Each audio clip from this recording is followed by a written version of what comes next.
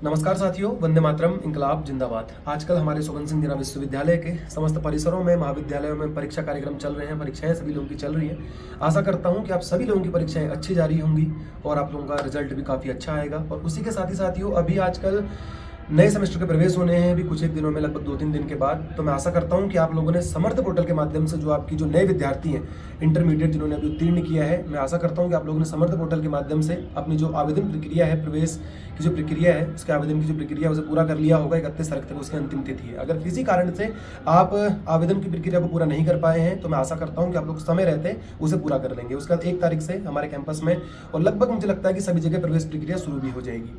तो मैं आशा करता हूं कि आप समय रहते अपनी आवेदन प्रक्रिया को पूरा कर लें। इसी के साथ साथियों, इस वर्ष हमारे संगठन टाइगर ग्रुप के द्वारा छात्र हितों में अनेक कार्य किए गए हैं। मुझे ऐसा लगता है कि शायद छात्र राजनीति के हमारे सुगन सिंह जीना परिसर के इतिहास में इतने कार्य किसी भी छात्र संगठन के द्वारा किए गए होंगे।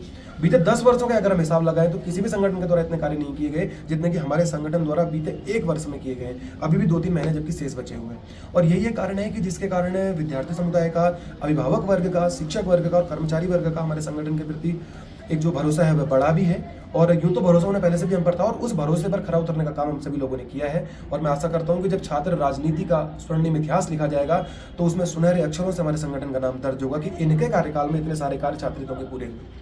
लेकिन साथियों, आज का ये वीडियो इन बातों के लिए नहीं, अपितु हमारे विश्वविद्यालय में किस तरह के बुरे हालात चल रहे हैं, किस तरह विकास की आड़ में भ्रष्टाचार किया जा रहा है, अपने लोगों को ही अनेक पदों पर बिठाया जा रहा है और किस तरह की हरकतें हमारे विश्वविद्यालय में हो रही है, इन सारी बातों को आप लोगों के सम्मुख रखने के लिए आज का वीडियो बनाया जा रहा है। मैं सारी बातों को एक एक करके आप सभी लोगों के सम्मुख रखना चाहता हूँ। सबसे पहली बात साथियों, आप सभी लोगों को याद होगा कल या परसों हमारे द्वारा वीडियो पोस्ट किया गया था जिसमें कि हमने हर एक विभाग का, आप सभी लोगों को याद होगा कि हमने कुछ समय पहले कुलपति महोदय को ज्ञापन भी दिया था और हमारे संकल्प पत्र में भी ये बात थी और हमने कई समय से इसके लिए हमने लड़ाई भी लड़ी है कि शिक्षण पद्धति को आधुनिक किया जाना चाहिए। इसके लिए क्या होगा, सबसे पहले इसके लिए जो मुख्य जो प्रारंभिक आवश्यकता है वह है डिजिटल बोर्ड्स की। तो डिजिटल बोर्ड इसके लिए परिश्रम मंगवाए गए हैं। लगभग हर विभागों को जो है डिजिटल बोर्ड बांटे भी गए हैं।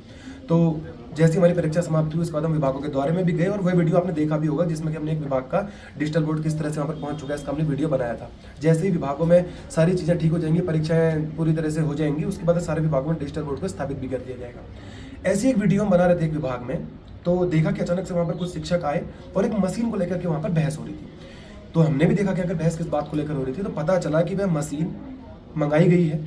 उस मशीन का जो मूल्य है वह 8 या 10 हज़ार रुपये, 12 हज़ार रुपये मान लेते हैं अधिक से अधिक, लेकिन वह मशीन मंगवाई गई है लगभग 50 हज़ार या 55 हज़ार रुपये की। और कहाँ से मंगवाई गई है? जैम पोर्टल के माध्यम से। मैं आपकी जानकारी के लिए बता दूं कि जैम पोर्टल भारत सरकार का एक पोर्टल है जिसके लिए जो सरकारी संस्थान होते हैं वो जैम पोर्टल के माध्यम से अगर उन्हें अपने संस्थान के लिए कोई चीज़ खरीदनी होती है तो जैम पोर्टल के माध्यम से क्रय करते हैं। तो ठीक है, उस विभाग के लिए भी जैम पोर्टल के माध्यम से वो चीज़ें क्रय की गई थी।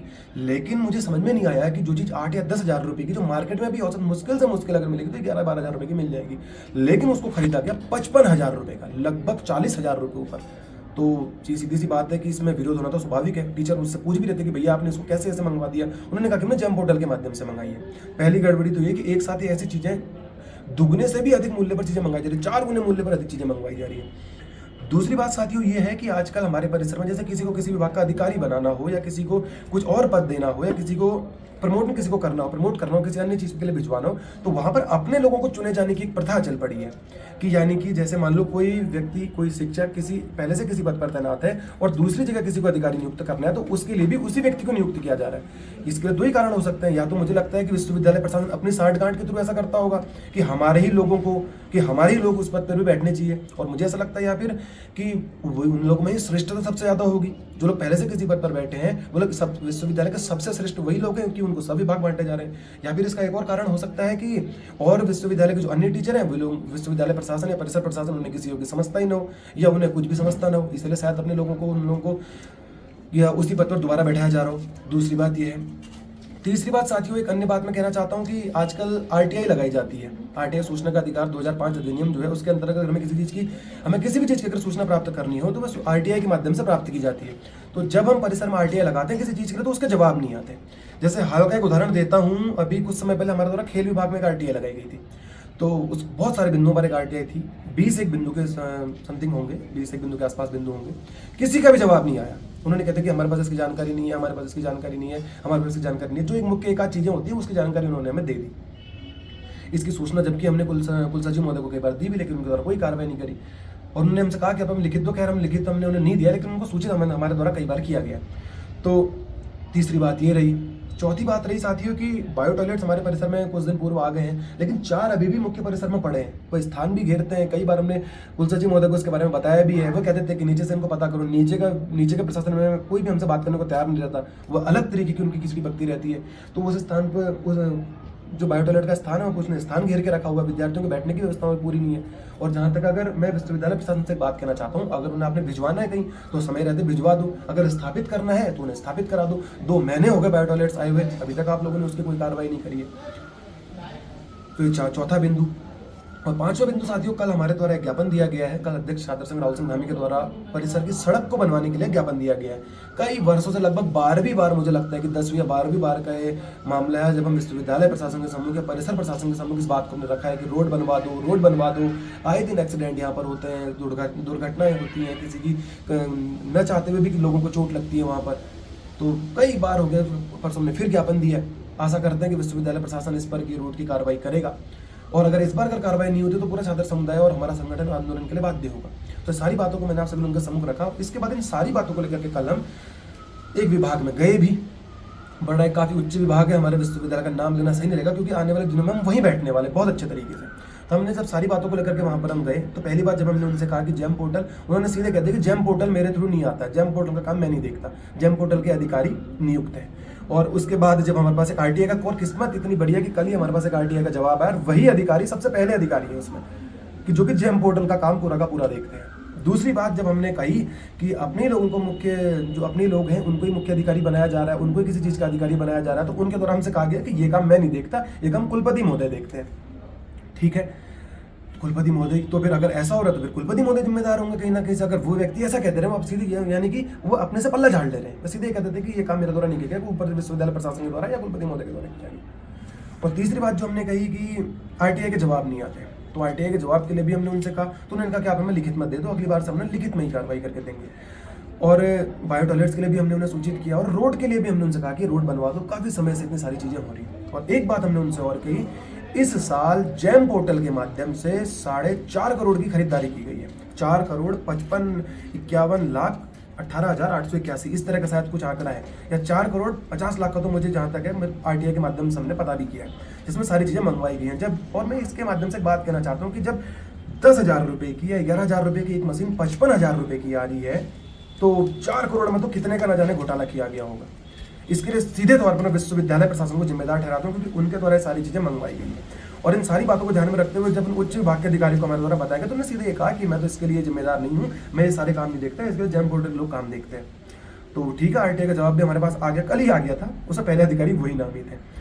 और इन सारी बातों को लेकर के कल हमने एक लेटर भी दिया है। कल हमने विश्वविद्यालय प्रशासन में कुलपति महोदय को एक लेटर भिजवाया है कि हम विश्वविद्यालय जो में गड़बड़ियाँ चल रही हैं, जो अनियमितताएं हो रही हैं, जो धांधलियाँ हो रही हैं, अपने लोगों को बिठाया जा रहा है, जैम के माध्यम से गड़बड़ियाँ हो रही है, लूट हो रही है, इसे सीधे तौर पर हम भ्रष्टाचार कहेंगे कि एक तरफा लूट की जा रही है, पैसे का सीधे सीधे दुरुपयोग यहाँ पर किया जा रहा है।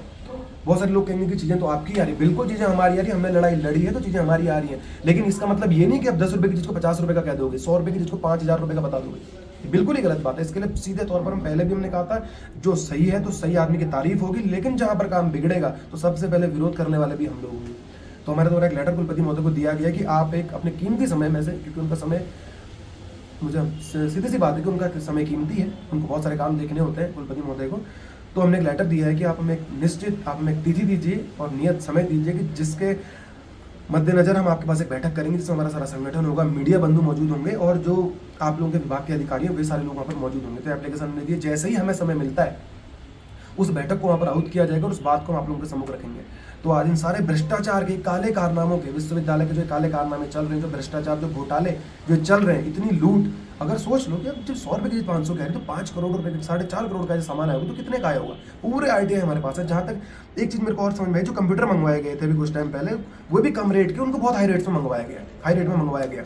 तो इन सारी बातों को लेकर के हम बहुत जल्दी हम विश्वविद्यालय प्रशासन के पास बैठने वाले हैं और अब जैसे हमें लगेगा कि कहीं पर भ्रष्टाचार धांधली की गई है तो मैं विश्वविद्यालय प्रशासन के सारे अधिकारियों से मैं एक बात कह देना चाहता हूँ, बड़े बड़े पदों पर जो लोग आसीन हैं, मैं उन सभी लोगों से कहना चाहता हूँ, 1% की भी अगर कहीं पर हमें गलती दिखेगी तो आप छात्र समुदाय की ओर से जो जबरदस्त विरोध प्रदर्शन, आंदोलन, धरने होंगे, उसके लिए आप जिम्मेदार रहिए।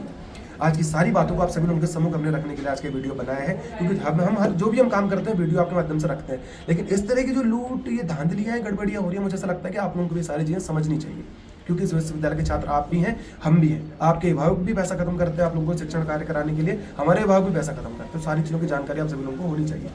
तो बहुत जल्दी इसी विषय पर हम आगे की भी कार्रवाई करेंगे। जो भी कार्रवाई करेंगे हम आप लोगों को उसकी सूचना भी देंगे, और हम चाहते हैं कि इस मामले में हमें आपका भी साथ मिले, क्योंकि आपका साथ हमें मिला, आप लोगों ने हमें चुना, तो इतने विकास कार्य कॉलेज में हुए। लेकिन अब जब ये विकास के नाम पर भ्रष्टाचार, घोटाले किए जा रहे हैं, अनियमितताएं की जा रही हैं, तो उसमें भी हमें आप सभी लोगों का साथ चाहिए होगा। मैं आशा करता हूँ कि आप लोगों का साथ, आपका समर्थन, आपका आशीर्वाद हमेशा की तरह हमें मिलेगा इस बार भी। और आप सभी लोग जानते हैं कि हमारा लक्ष्य बेहतरीन SSJU और 2027 तक हमारे SSJU को विकसित बनाने के लक्ष्य की ओर हम लगातार आगे बढ़ रहे हैं, और लगातार हम काम कर रहे हैं। लेकिन हमारे विकास कार्यों की आड़ में जो भ्रष्टाचार किया जा रहा है, इसे कतई बर्दाश्त नहीं किया जाएगा, चाहे उसके पीछे कोई भी कितनी भी बड़ी शक्तियां क्यों हो, किसी को भी बर्दाश्त नहीं किया जाएगा। ये बात मैं स्पष्ट रूप से कैमरे के माध्यम से कह देना चाहता हूँ। हर बात मीडिया में आएगी, सारे के सारे काले कारनामों को सबके सामने रखा जाएगा। तो इसी बात को, अपनी बात को समाप्त करता हूँ साथियों। धन्यवाद। वंदे मातरम। इंकलाब जिंदाबाद।